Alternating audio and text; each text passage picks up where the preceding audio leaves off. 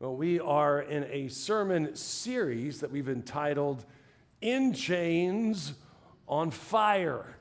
And we're following right along with our reading plan. So for those of you who have bookmarks or who are connected to our reading plan through the Church Center app, you know that for the last 3 or 4 weeks we've been in the letters of Paul in the New Testament. And not just letters that Paul wrote, but specifically letters that Paul wrote while he was imprisoned. And so there's something about this in chains reality of Paul's life in this time, but also there's something steady in his heart. His zeal is obvious.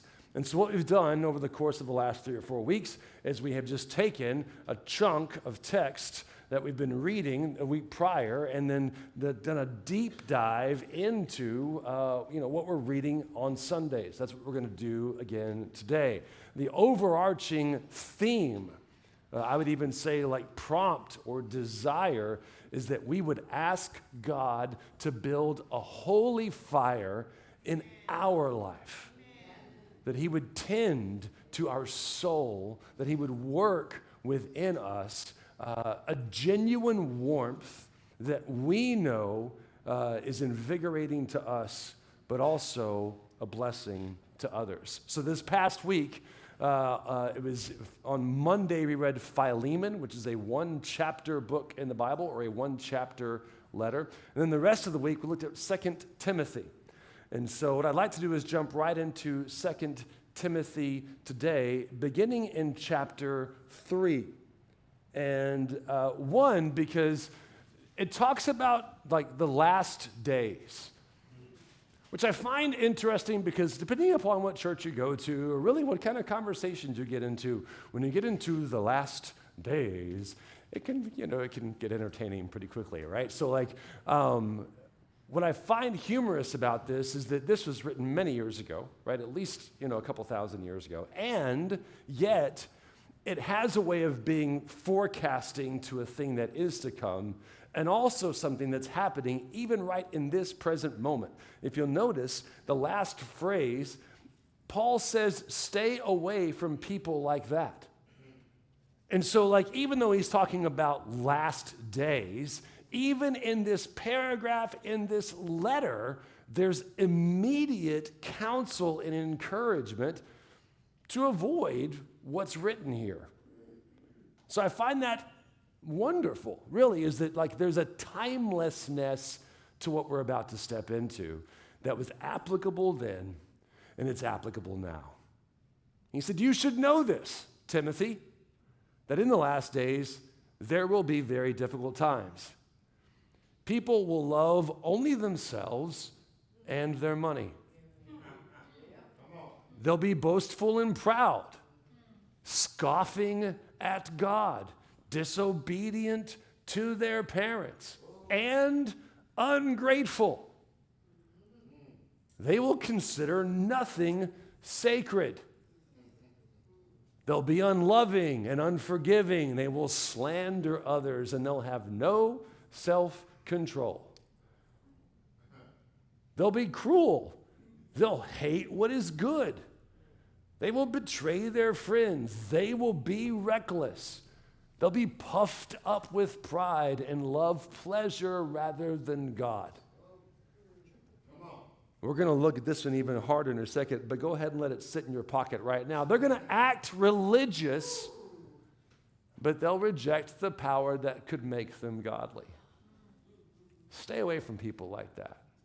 Now, this is a very, we've already got plenty of reaction to the paragraph, even just reading through it. But man, maybe, just maybe, I know for me, I'll be honest, mine is that phrase, be reckless. There might be something right here on the screen right now that describes you, and you're like, me.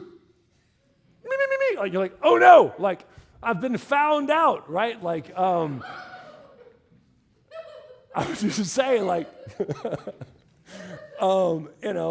it's really easy to look at that list and go, oh yeah, that happens all over the place outside of me. There might be something on the inside of me, right, that's actually listed right here. And so perhaps, if that's the case, like it's totally cool to say, God, yeah, man, I know that's in me. And I know you have like more for me than that. So I want to give that to you, right? But man, verse 5, they will act religious, but reject the power that could make them godly. So again, this is the New Living Translation. It is a really good, very readable, thought-for-thought translation. More word-for-word translations like the New American Standard Bible, they words it this way. They hold to a form of godliness, although they have denied its power. That makes me think of, the words of Jesus as they're recorded in Matthew chapter 23. Jesus is having this conversation with some guys that were called Sadducees. The Sadducees did not believe in the resurrection of the dead. And so they come to Jesus and they think they have this marvel of a riddle that they put in front of him, where there was a custom at the time that if you were married to a man and the man had a brother and your husband was deceased, then that you would then marry the brother to keep the name and as far as like children, the whole lineage, the generational thing. And so they were like, hey, Jesus, say a lady gets married to a guy and then he dies. And so she marries his brother and then he dies. And then, it's like 7, and then so who's she married to in heaven, right? Jesus goes on to say, marriage isn't a thing in heaven. Then he says this, your mistake is that you don't know the scriptures and you don't know the power of God. You don't know the scriptures and you don't know the power of God. That's Matthew chapter 22.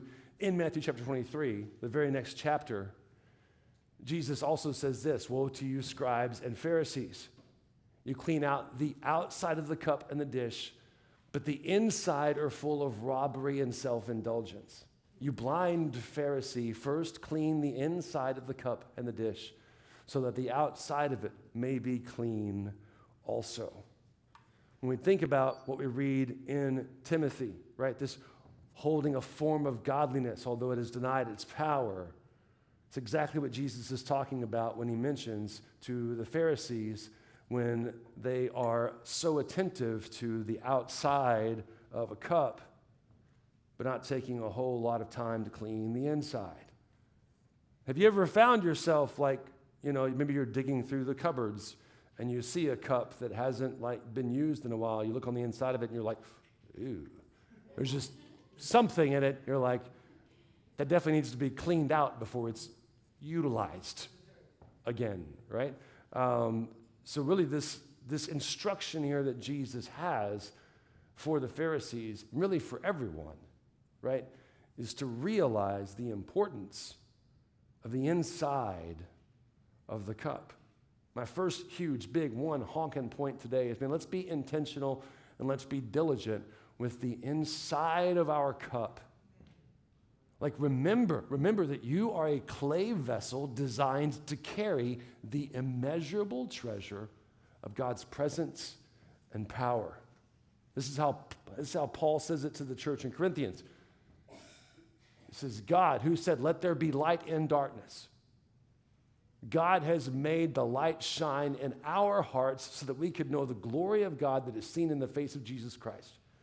We now have this light shining in our hearts, but we ourselves are like fragile clay jars containing this great treasure. This makes it clear that our great power is from God and not from ourselves.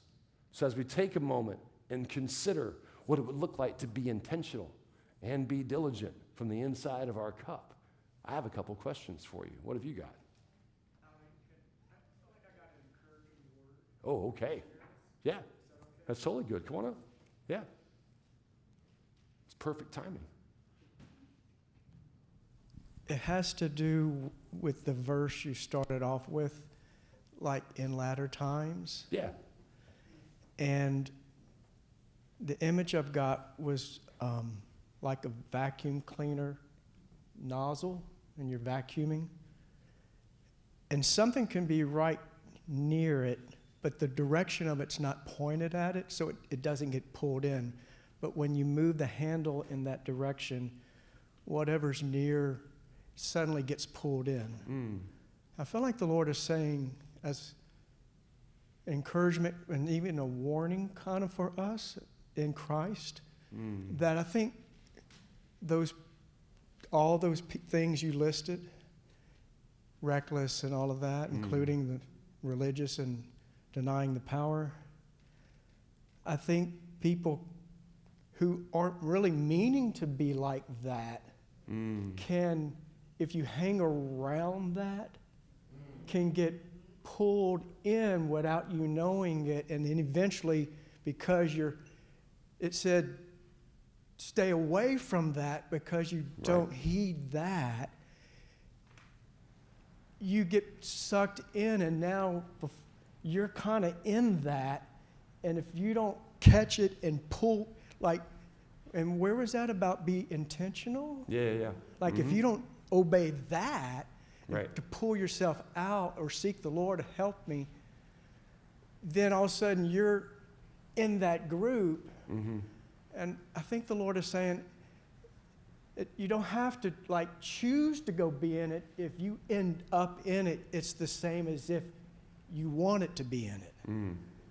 It's where you land, I think, is what he's giving. It's a great illustration, and thank you for sharing it. Because and what's awesome is how it so lines up with the exact next step in the message, right? I mean, for real, so, because what he's saying is there's a pull and a power to selfishness. There's a pull and a power to recklessness. There's a pull and a power to all of these things, right? And if we aren't mindful and intentional, right, with our time, with where we stand, but as we were saying, with our cup, we might find ourselves sucked into that energy or that way of life or that way of thinking, right?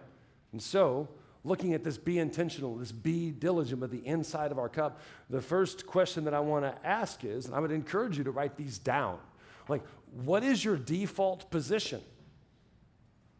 So when I think of a cup, right, if you're going to leave a cup, particularly on an open shelf, like a shelf that's just out in the open in your kitchen, how would you place a cup on an open shelf in your kitchen?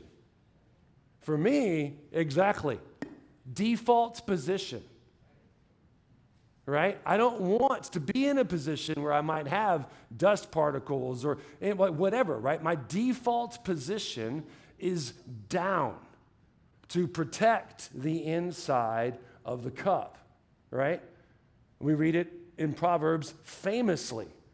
Guard your heart above all else, for it determines the course of your life. Now, again, I don't want to say in such a way to where you're distant or cold, just wise and discerning, right? I'm going to have a default position when it comes to my heart and my mind that not just anything can get in there, right?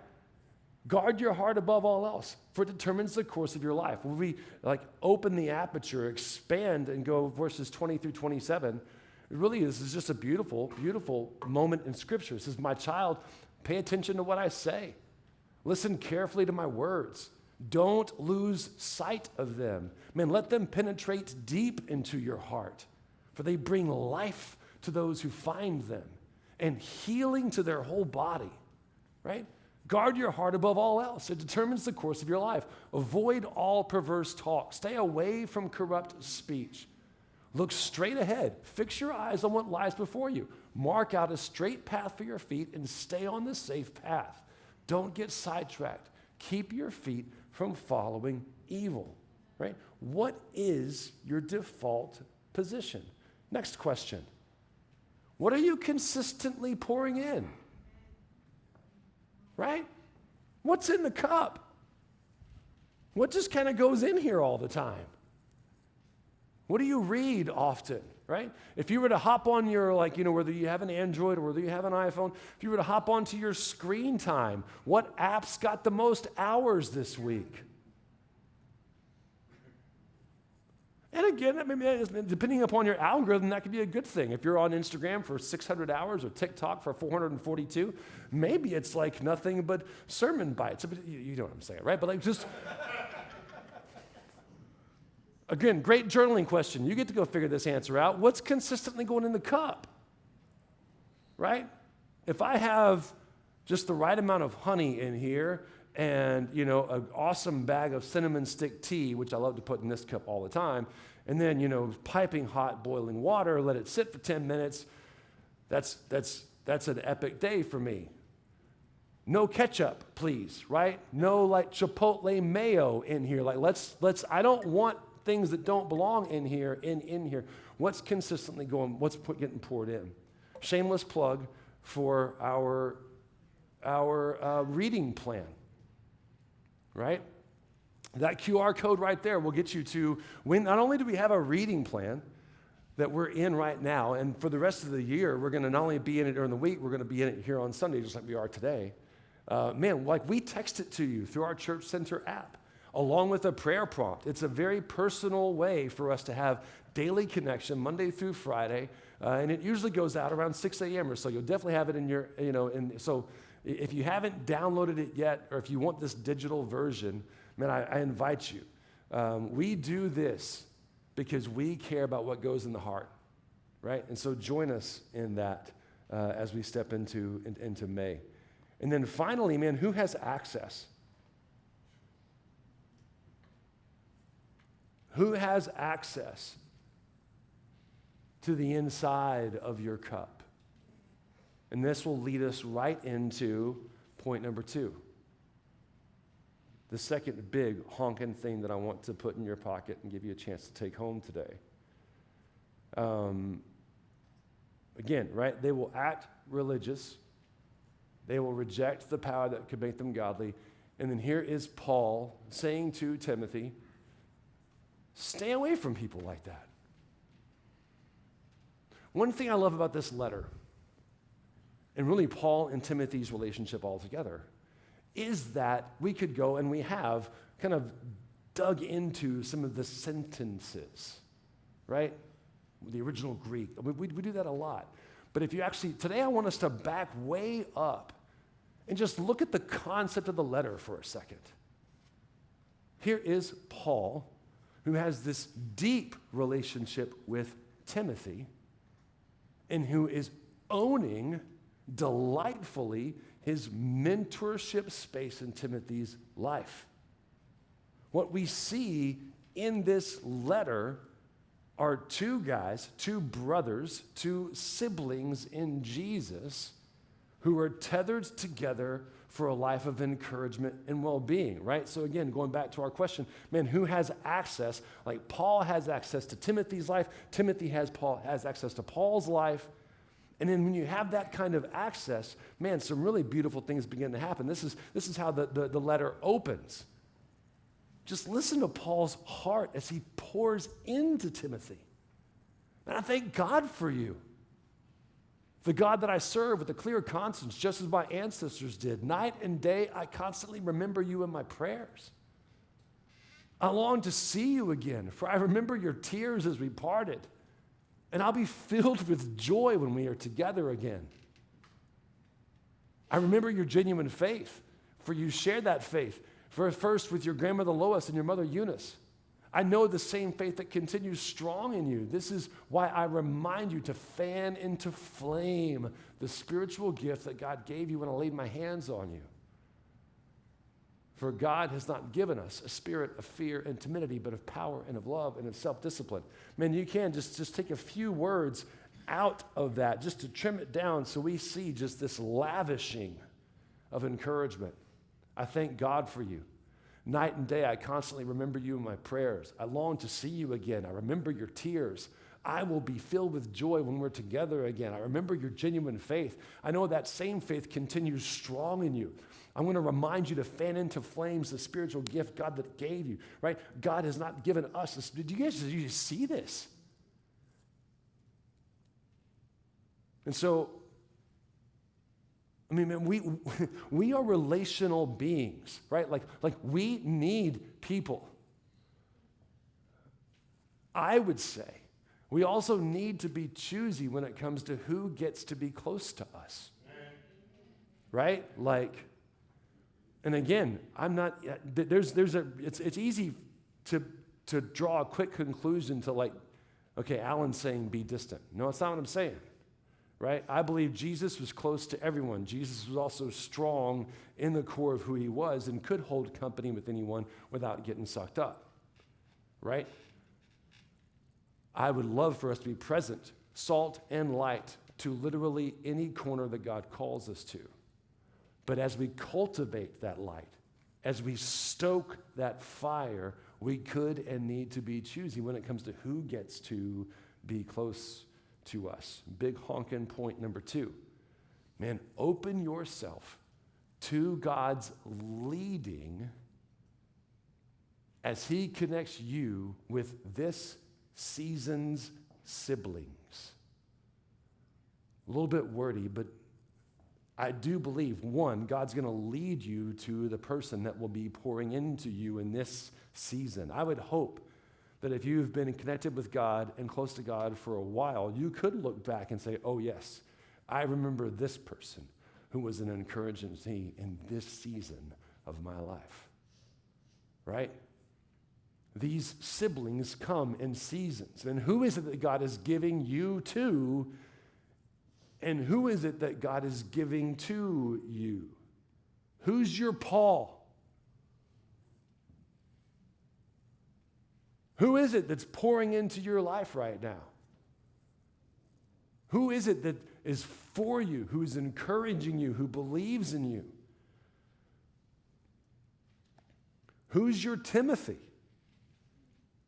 Who are you pouring into? Who do you see that God has like brought close in this season for you to be like encouraging and for? I mean, is there someone that you just see you think, man, like I so want good for them?